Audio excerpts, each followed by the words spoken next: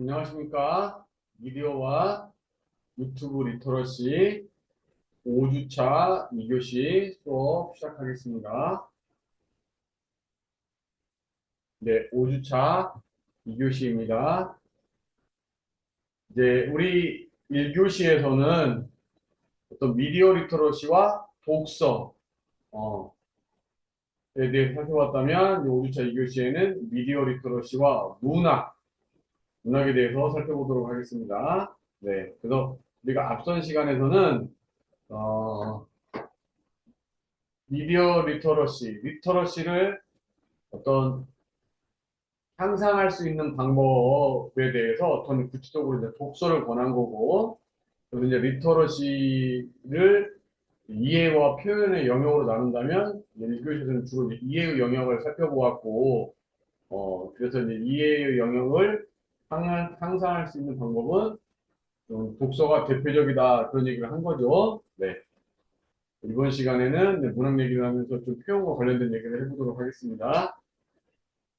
그리고 이번 5주차에는 그 퀴즈가 없고 대신 토론이 있어요. 토론. 그래서 맨 마지막에 간단한 질문 하나 던졌으니까 여러분께서 아주 간단하게 뭐 한 문장 정도 해서 카톡에 남겨주시면 좋을 것 같습니다. 네.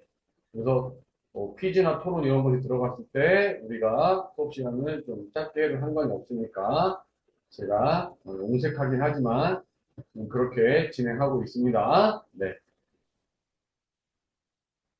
자, 디지털 시대의 문학은 어떤 것인가, 어떠해야 하는가, 이런 얘기 해보도록 하겠습니다.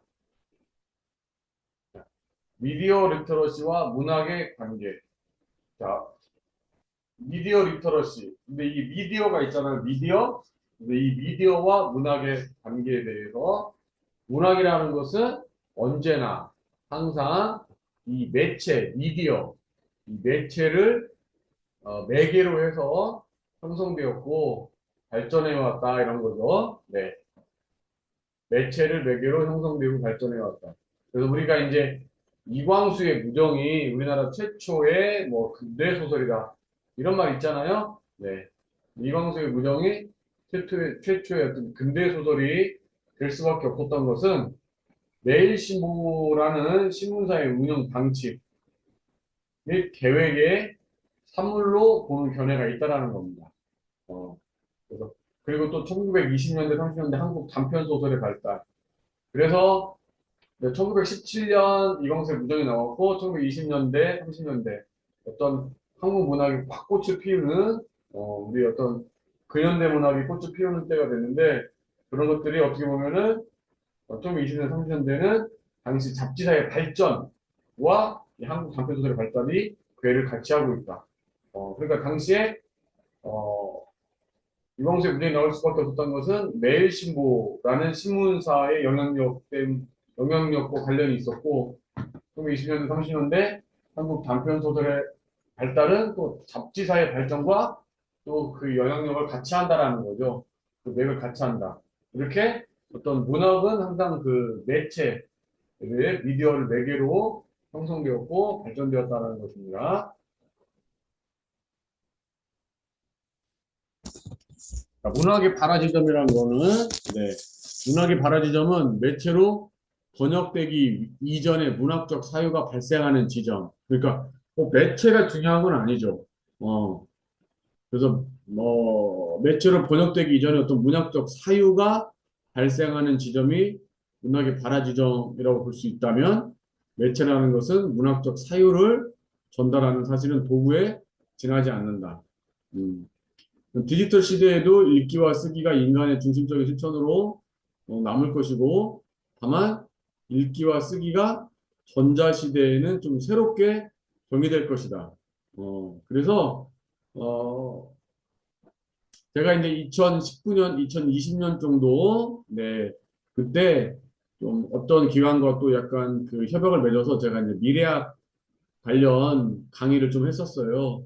그때 제가 이제 미래학 관련 서적을 좀 많이 읽었었죠. 읽고 이제 2020, 네, 21년까지 하고 2022년부터는 이제 그 강의를 이제 제가 더 이상 안 했는데, 네, 그리고 나서 제가 이제 개인적으로 2015년 말에 좀 이제 우리 2025년이 엄청 중요한 때잖아요.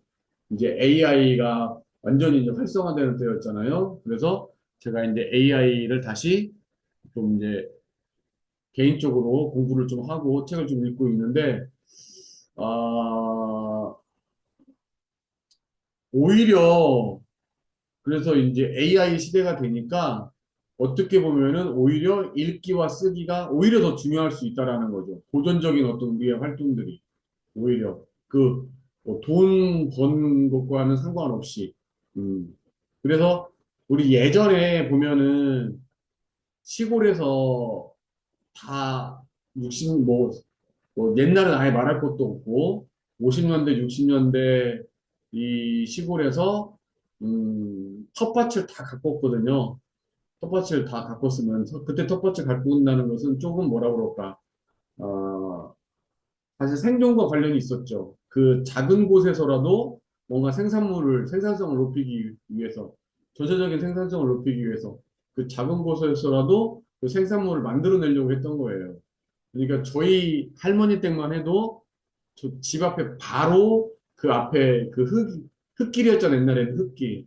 거기에다가 이제 조금 그 상추 같은 걸 쭉 제가 심었던 거 기억이 나요. 근데 그 단순히 우리 집 식구들이 먹는 것도 있었겠지만 뭐 또 이렇게 내다 팔 수도 있는 뭐 그걸 팔아서 큰 돈을 버는 건 아니지만 뭐 그런 거였어요. 그러니까 돈이 좀 목적이었다고요. 근데 그게 어느 순간 80년대, 90년대에 약간 그 텃밭을 가꾼다는 개념 자체가 제가 제 기억에는 살짝 없어졌다가 다시 생겼어요. 다시 생겼는데 그때의 텃밭을 가꾼다는 것은 좀 생존과는 조금 그 거리가 있었죠. 대신 이제 자신이 좀 남는 시간을 소일거리 하는 거죠. 그리고 거기에서 나오는 그 어떤 생산물을 자기가 또 소비하는 그런 재미. 그게 재미예요, 재미. 쉽게 말해서. 어, 재미죠. 그러니까 우리가 이제 읽기와 쓰기를 뭐 어떻게 보면은 사실은 지금은 거의 사람들이 하지 않고 또 전문적인 사람들만 또 한다면 또 그것으로 무언가를 어, 자신의 어떤 존재를 증명한다거나 그걸로 좀 약간 돈을 번다거나 뭔가 이렇게 경제적인 이유로 쓰인다면 앞으로 읽기와 쓰기는 뭔가 재미적인 측면에서 오히려 할 필요가 있다. 음. 그러니까 예전에는 노동이라는 것이 재미가 아니라 정말로 생존을 위한 거였어요. 그렇죠? 네. 그리고 버스를 타고 가면은 최대한 나의 집 가까운 데서 내려야 돼요. 그렇죠? 왜? 돈을 주고 탄 거니까. 그러나 지금은 사람들이 어떻습니까? 버스를 탈 때, 한 정거장 앞에서 내리잖아요. 또는 한 서너 정거장은 버스를 안 타고 걸어가잖아요. 저 같은 경우도 사실 정말 그러거든요. 걷기를 엄청 많이 하고 있기 때문에. 근데 그게 어떤 나의 건강을 위해서 또 이렇게 뭐 산책을 하면은 전체적으로 나의 어떤 밸런스나 정신 건강에도 좋으니까. 그런 효율적인 측면에서 보자면은 좀 안 맞거든요. 빨리 집에 가는 것이 더 효율적인 건데. 그러니까 이제 AI 시대에는 지금도 제가 뭐 공부를 하고 있는 중간이어서 뭐라고 말할 수는 없겠지만, 단언해서 말할 수는 없겠지만, 음, 정말 어떤 로봇이 우리의 생산성을 높여준다면, 그래서 우리는 할 일이 없다면, 우리는 정말 재미를 위해서 일을 해야 되는 음, 그런 시대가 되었다면 그 재미를 주는 그리고 또 의미가 있는 재미를 준다고 해서 하루 종일 텔레비전만 보고 있을 수는 없잖아요. 하루 종일 뭐 유튜브만 보고 있을 수는 없잖아요. 어떤 의미 있는 일을 해야 되니까. 그래서 책을 읽고 쓰고 뭐 이런 활동이 오히려 AI 시대에 어, 어쩌면 더 이렇게 소멸될 수도 있는 활동 같았지만 오히려 인간의 어떤 기본 속성을 유지하고 어, 또 재미를 주는 활동으로서 더 오히려 더 각광받을 수도 있다. 제가 최근에 이제 그 AI를 좀 책을 읽으면서 느끼는 겁니다. 오히려 더. 네. 그래서 이제 읽기와 쓰기가 이 전자시대에 새롭게 정의될 것이다. 이것도 새롭게 정의될 것이다. 어, 뭔가 그 기존에 가졌던 어떤 전문적인 활동, 또 자신의 존재 가치를 증명하기 위한 활동, 또 생존을 위한 활동, 이런 것에서 제가 볼 때는 어떤 즐거움의 활동으로 바뀔 것 같아요. 읽기와 쓰기가 전자시대에 새롭게 정의될 것이다. 네, 얘기가 좀 그렇죠. 그렇게 지금 얘기를 해보았습니다. 디지털 시대의 문학의 역할은 기술 발전을 인간의 향상으로 선정하고 매진하며 인간과 기술의 우호적인 미래를 설계할 때 문학은 이러한 세계에 대한 의문을 제기하고 성찰적 비판을 할 수 있는 보루가 되어야 된다. 그러니까 우리 지금까지의 어떤 기술 발전, 어떤 산업혁명 시대에 기술 발전이 일어나면 우리 문학의 역할은 무엇이었습니까? 그 산업혁명으로 인해서 어떤 인간의 소외 현상이 일어나면 안 되겠다. 이런 식으로 늘 성찰적 비판을 했다라는 거죠. 산업화를 통해서 어떤 얻게 되는 부에 너무 집중되면 안 된다. 안 된다. 돈이 전부가 아니다. 이렇게 하여튼 기술 발전, 기술의 어떤 우호적인 미래로 계속 제기될 때 우리 이 문학이라는 것은 항상 그것에 대해서 비판적 성찰을 제기하는 그런 역할을 했다라는 거예요. 음. 미디어를 성찰하고 제어하는 비판적 견제의 역할을 담당하기 위해서라도 오히려 문학은 디지털 매체를 배워야 된다. 그래서 그것을 또 새로운 생산과 수용의 도구로 삼아야 된다. 그래서 우리 미디어를 어떤 문학의 전통적인 문학 창작 활동에 반하는 것으로 생각하면 안 된다라는 거죠. 그렇게 생각하면 안 되고 오히려 문학은 지금까지 어떤 경험을 봤을 때 발전하는 기술에 대해서 항상 성찰하는 비판을 제기했기 때문에 우리가 이런 지금 현재 어떤 미디어가 발전하는 이때, 디지털 기가 발전하는 이때도 마찬가지고 더 넓게 확장해서 AI가 발전하는 이때에도 어떤 그런 비판적 견제 역할을 담당하기 위해서라도 문학은 오히려 디지털 매체, AI 이런 걸 확실히 알아야겠고 또 그런 것을 또 새로운 생산과 수용의 도구로 삼아야 할 것이다. 이런 뜻입니다. 네. 디지털 시대의 문학의 역할은 자, 매체에 의해 현실이 재구성되는 원격 기술의 시대에 우리가 매체 바깥의 초월적 공간에서 영상 매체를 비롯한 다양한 매체를 비판할 수는 없다. 그러니까 우리가 뭐 AI 마찬가지인데 AI를 사용하지 않으면서 AI를 계속 비판할 수는 없다는 소리죠. 우리가 그 AI와의 한복판에서 AI 그 한복판에서 AI를 다루면서 그 AI를 사실 비판해야 된다. 여러 미디어를 사용하는 한복판에서 그 미디어를 비판해야 된다는 뜻이죠. 오히려 거리를 둔 채 비판한다는 건 오히려 말이 안 맞는다는 소리죠. 이제 매체 안의 관점에서 매체에 직접 참여하여 매체가 촉발하고 있는 변화를 체험하고 그 변화의 일부가 되어야 할 필요가 있겠다.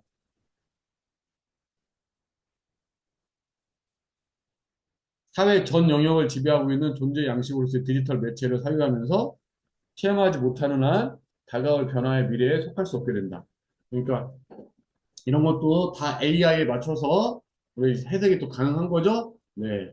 그래서 AI를 체험하고 또 사유하고 그렇게 해야지 우리가 다가올 변화에 어, 어떤 다가올 미래의 변화에서 AI와 함께 할 수 있다는 뜻이죠. AI나 디지털 첨단 기기로부터 멀어짐으로 해서 우리가 그걸 같이 할 수는 없다는 뜻입니다. 네. 그래서 문학은 항상 그것 안에서 있었다. 그래서 우리가 처음에 인터넷이 생기고 책을 읽지 않는다 했을 때도 어? 인터넷이나 컴퓨터 기기를 멀리 하지 않고 오히려 작가들이 블로그랄지 이런 데 연재를 했잖아요. 우리 황석영 작가 같은 경우도 블로그 연재를 하면서 오히려 그런 데에서 더 주목을 받게 되고 인기를 얻게 되는 거죠. 네. 마찬가지로 우리가 그렇게 생각할 수 있습니다. 존재하고 있는 것이 무엇인지를 사유하면서 체험하지 못하는 한 우리는 결코 장차 존재하게 될 것에 속하지 못하게 될 것이다. 하이데거가 이런 말을 했는데 여러분 충분히 이해가 되시죠? 존재하고 있는 것이 무엇인지를 사유하면서 체험하지 못하는 한 우리는 결코 장차에 점점 존재하게 될 것에 속하지 못하게 될 것이다. 네. 현재 AI로 비교 말하자면 AI가 무엇인지를 사유하면서 체험해야지만 미래의 AI와 같이 우리가 존재하게 될 것이다. 이런 말이죠. 결국은 문학의 본질적인 속성을 지키기 위해서 문학의 본질적인 속성은 변화하지 않기 위해서 우리는 오히려 변화해야 된다. 이런 말이죠. 그래서 매체라는 것은 새로운 사유의 방식이 항상 되어 왔다. 그래서 지금은 정말 두렵게 우리가 앞으로 맞이하는 것이 바로 AI라는 거죠. 또 최근에는 또 AGI, 뭐 AI 에이전시, 뭐 에이전트 이런 말이 좀 나오고 있습니다. 네. 미디어 리터러시와 문학의 상부 보완적인 관계. 미디어 리터러시를 문학의 새로운 능력으로 활용하고, 그렇죠? 이게 미디어 리터러시가 결국은 우리가 이해하고 표현하는 건데, 그 이해하고 표현하는 것을 우리가 적극적으로 열심히 할 때, 그것을 문학의 새로운 능력으로 충분히 활용할 수 있다라는 거죠. 그리고 동시에 또 문학을 미디어 리터러시를 확장할 수 있는 하나의 길잡이로 또 삼을 수 있어야 된다. 그래서 미디어 리터러시와 문학의 어떤 상호 보완적인 관계를 계속해서 유지 나갈 필요가 있다 이런 말이죠. 미디어 리터러시와 문학의 관계. 네. 최근 문학은 디지털 기술을 어떻게 인간에 대한 사유와 성찰의 도구로 활용할 것인가에 대해 고민하고 있습니다. 예술의 혁신은 그 내용이나 형식에 의해서가 아니라 기술에 의해서 이루어진다. 발터 베냐민이 이렇게 얘기했고요. 문학은 새로운 미디어를 능수능란하게 다루어 예술적, 문화적으로 승화시키려고 노력하고 있다. 현재 그래서 문학이라는 것은 형식과 내용 면에서 바로 디지털 기술과 같이 걷고 있다. 네.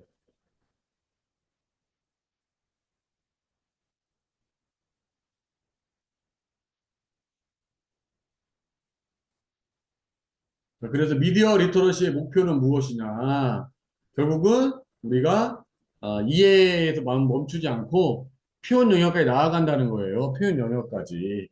그래서 바르트르가 이런 말을 했습니다. 독자를 작가로 만드는 것이야말로 문학의 유토피아이다. 예, 문학의 유토피아. 음, 어떤 문학의 어떤 환상적인 긍정적인 면이라는 거죠. 그래서 독자를 작가로 만드는 거. 그러니까 독자를 단순 독자, 읽는 것으로 끝나지 않고 쓰는 사람으로 만든다는 거죠. 작가로. 네.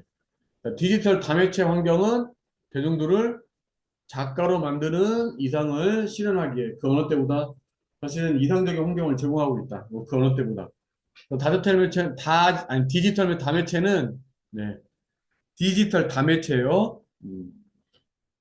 어떤 웹소설, 웹툰, 또 블로그의 연재소설 쓰기, 이런 걸 통해서 대중들을 작가로 만드는 이상을 정말 실현하기에 아주 적합한 때이다. 이렇게 생각할 수 있다는 소리죠. 네.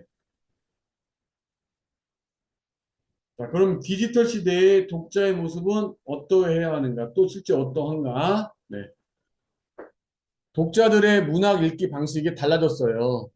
그래서 디지털이라는 가상의 공간에서 자유로운 경로 이동을 통해서 하이퍼 텍스트를 구현하고 있습니다. 네. 이제 하이퍼 텍스트를 구현하고 있다는 말은 무슨 말이냐면, 우리가 어떤 글을 읽었어요. 근데 그 글에 어떤 특별한 내용에 관심이 가. 그러면 그걸 또 타고 들어가는 거죠. 타고 들어가서 또 읽어요. 또 거기서 관심이 되는 내용이 있으면 또 뭘 또 타고 들어가. 이런 식으로 쭉. 이런 걸 우리가 하이퍼 텍스트라고 합니다. 그래서 관심이 있는 부분에 어떤 새로운 또 읽을 거리. 이 하이퍼 텍스트죠. 네. 자, 매체 활용을 능력을 가진 독자들이 더 이상 수동적으로 텍스트를 읽는 데서 만족하지 않고, 그러니까 단순히 수동적으로 텍스트를 읽는 데서 만족하지 않는다. 단순한 독자에도 머무르지 않는다라는 거죠. 다양한 매체를 아우르는 뛰어난 수집 능력과 통찰력으로 제2의, 제3의 융합 텍스트를 만들어내고 있다 이런 뜻이죠. 네. 그래서 실제로 최근에 여러분들이 아마 유튜브를 통해서 많이 보시는 것 중에 하나가 그런 어떤 영화 어떤 영상 관련 그런 어떤 유튜브인데 영화를 이제 거의 뭐 홍보하는 차원이긴 한데 받아가지고 자기가 각색하고 재편집해서 그걸 다시 보여주는 거잖아요. 그렇죠? 그건 제가 볼 때는 거의 뭐 창작물 같더라고요. 오리지널 같아요, 오리지널. 네. 자, 이런 식으로 제2의, 제3의 융합 텍스트를 지금 만들어내고 있다, 이런 뜻입니다. 네. 세 번째.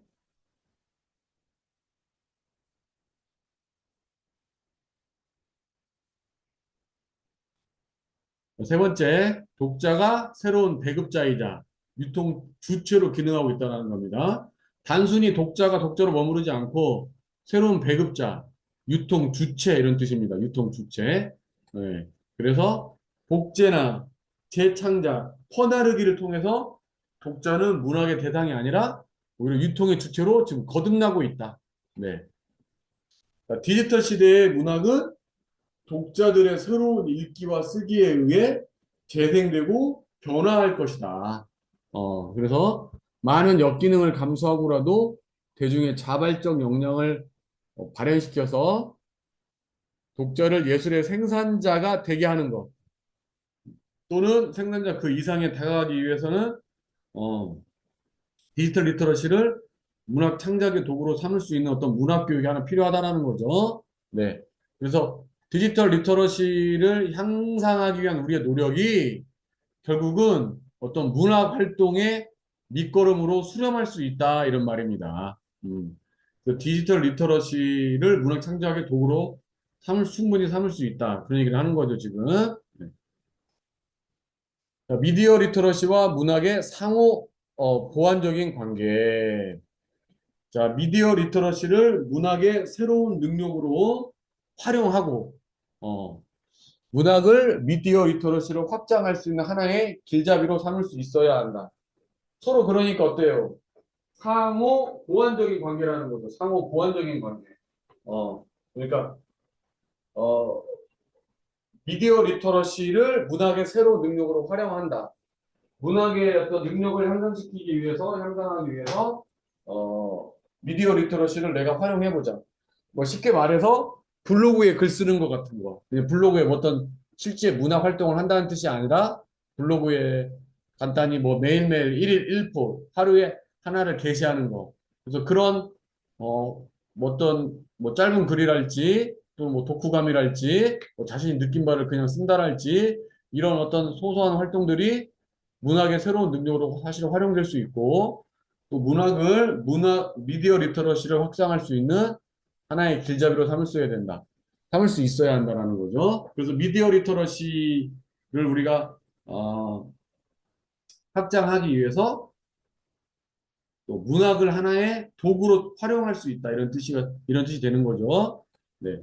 디지털 리터러시가 기반이 되어야 디지털 공간에서의 문학 형식에 대한 실험과 모색이 사실은 가능하게 되더라.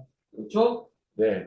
디지털 리터러시가 기반이 되어야 디지털 공간에서의 문학 형식에 대한 실험과 모색이 가능하게 된다. 쉽게 말해서 우리가 지금 앞에서 말씀드린 대로 황성영 작가가 블로그에서 실제 소설을 연재했는데 그게 엄청난 반응을 얻어낸 거랄지 아니면 현재 웹소설, 웹툰 이런 것도 내나 마찬가지인 거죠. 네. 반대로 문학작품 읽기 활동을 통해서 디지털 리터러시의 기본 능력을 또 배양할 수 있다. 그렇죠? 그래서 기본적으로 문학작품 읽기 활동을 하게 되면은 인쇄 매체에 의해서 읽기와 쓰기 능력을 향상할 수 있는데 그것이 디지털 리터러시 능력 배양에 도움이 될 수 있다. 이런 말이죠. 네. 자, 문학작품의 특징. 자, 미디어 리터러시와 관련지어. 자, 문자 언어를 통한 읽기와 쓰기 활동의 기본이 문학작품 읽기라고 할 수 있다. 그래서 사실 최근에 이 시라는 글의 장르가 오히려 최근에, 뭐, 좀 젊은 이들로부터 주목을 받고 있다. 이런 의견이 있어요. 제가 봐도 실제 그런 것 같고. 근데 이제 그 시에 대한 어떤 접근이랄지 또는 그들이 누리는 어떤 시의 그런 어떤 퀄리티, 시의 질이 뭐 예전에 뭐 우리 그 문학 선배들이랄지 우리 예전에 뭐 문학 전문가들이 다뤘던 그 정도 수준까지는 안 된다 하더라도 안 된다 하더라도 우리 최근에 우리 젊은이들이 쇼폼 이런 것에 아주 친숙하잖아요. 익숙하잖아요. 그러다 보니까 시의 어떤 짧은 형식 이런 것들이 그런 거 매우 밀접하게 어, 연관되어 있다. 괴를 같이 한다. 그래서 최근에 어떤 젊은 학생들이 시를 많이 좋아하는 그런 것들이 많이 지금 나타나고 있습니다. 네. 이렇게 하여튼 문자 언어를 읽기와 쓰기 활동의 기본이 문해적 읽기라고 말할 수 있고 미디어 리터러시 요거는 또 창의성을 개발할 수 있는 거죠. 그래서 문학작품을 읽으면서 상상력을 자극 개발할 수 있다. 네. 이런 것은 미디어 리터러시에서 요구되는 창의성을 개발할 수 있는 하나의 측면이다. 자, 미디어를 기반으로 한 문학작품이 다수 생산, 유통되고 있어요. 그래서 웹소설, 웹툰, 블로그 소설, 전자책, 오디오북, 팟캐스트, 문학 코너 이런 거. 네. 특히 웹소설, 웹툰 이런 거는 뭐 사실은 엄청난 거죠, 지금. 네. 네. 이렇게 해서 어 이제 내용 알아봤는데 제가 이제 여러분들에게 문학작품 읽기에 실제 좀 저는 여러분에게 이렇게 다음을 권해드립니다. 문학과 인문학에 대해서 얘기를 잠깐 해보면 어떻게 문학작품을 읽을 것인가? 일단은 문학에 대한 거부감, 두려움을 없애는 것이 우선시 되어야 된다. 문학작품 중에서 단편소설, 장편소설 읽기를 권하는데 네. 사실 단편소설 같은 경우는 일단 길이가 짧기 때문에 여러분이 그 분량면에서 큰 부담이 없으실 거예요. 그래서 무엇부터 어디서부터 읽어야 할지 모르겠다라고 생각하신다면은 독서 모임에서 도움을 받으면 좋겠다. 또 오디오북이나 도서를 안내해주는 유튜브 채널도 충분히 도움이 될 수 있다. 이런 점을 말씀을 드립니다. 네. 그리고 소설 읽기의 안내. 네. 중고등 시절의 책 읽기에서 벗어날 필요가 있다. 단순히. 네. 거부감과 두려움을 없애야 된다. 단편 소설부터 읽기 시작하고 매년 문학상을 발표하고 있거든요. 이상문학상, 현대문학상, 김동인 문학상, 황선홍 문학상 이런 어떤 매년 발표되는 문학상들을 문학 읽을 필요가 있다. 네. 그러면 이제 뭐 물론 뭐 이상문학상, 현대문학상, 김동인 문학상, 황선홍 문학상의 수상작은 한 편이지만 그의 후보작들이 여러 가지가 있어요. 그런 것들도 같이 읽어가면서 우리가 어떤 문학에 대한 지평을 좀 넓힐 수 있다 이런 말이죠. 또 자신의 정서와 코드에 맞는 작가가 생기기 마련이다. 이렇게 독서를 하다 보면 나 이 사람 건 도저히 읽지 못하겠는데 하는 반면에 오히려 이 사람 건 충분히 재미가 있는데 읽을 수 있어. 그럴 수 있다라는 거죠. 충분히. 네. 그러면은 이제 그 사람들이 그렇게 느끼는 그런 그 사람에 한해서 그 작가의 어떤 소설지 같은 거 구해서 볼 수 있겠죠. 네. 구매할 수도 있고 도서관 같은 데 대여할 수도 있고 이런 식으로. 특히 이제 장편 소설 같은 경우를 읽을 때에는 영어로 만들어진 소설을 또 추천합니다. 네, 완득이랄지 우한 거짓말이랄지 살인자의 기억법 82년생 김지연 이렇게 그래서 영화를 보기 전에 소설을 읽거나 영화를 본 후 한참 지나서 소설을 읽으면서 영화와 소설을 어떤 상호 보완적으로 이해할 수 있게끔 하자는 것이죠. 네. 그래서 김동식 소설가라는 초단편 소설 작가인데 이 사람은 어떤 전문적인 국어 교육을 받아본 사람이 절대 아니고 어, 아주 사회생활 뭐 10년, 15년 동안 어, 아, 사실은 노동 현장에서 일했어요. 노동 현장에서. 노동 현장에서 일했는데 노동 현장에서 한 10년 후에 나오고 나서 이제 글을 쓰게 된 거죠. 네. 그러니까 어떻게 보면 대단한 것이죠. 전문적인 글쓰기 교육도 한 번도 받지도 않았고 처음에 어떤 사회 활동은 그런 또 글쓰기에 연관된 것도 아니고 노동 운동을 했는데 노동 활동을 했는데 이 사람이 지금은 책 10권 이상을 낸 소설가가 될 수 있었다는 거죠. 네. 음. 그러니까 이런 것들이 결국은 여러분들이 이렇게 표현하면서 충분히 누구나 할 수 있다라는 거예요. 제가 김동식 작가를 이렇게 강의 시간에 발표하고 여러분들 소개드리는 이유는 이 사람 같은 경우도 전혀 어떤 문학교육, 글쓰기 교육을 받지 않은 사람인데 우리가 작가가 되었다라는 측면에서 우리가 한번 생각해 볼 필요가 있다. 그런 뜻입니다. 네.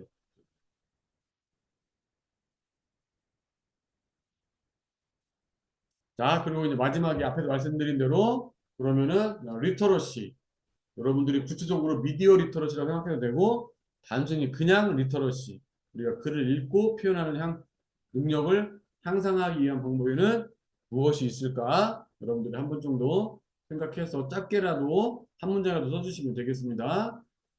자, 그러면 이번 시간은 5주차 시간은 여기서 마치도록 하겠습니다.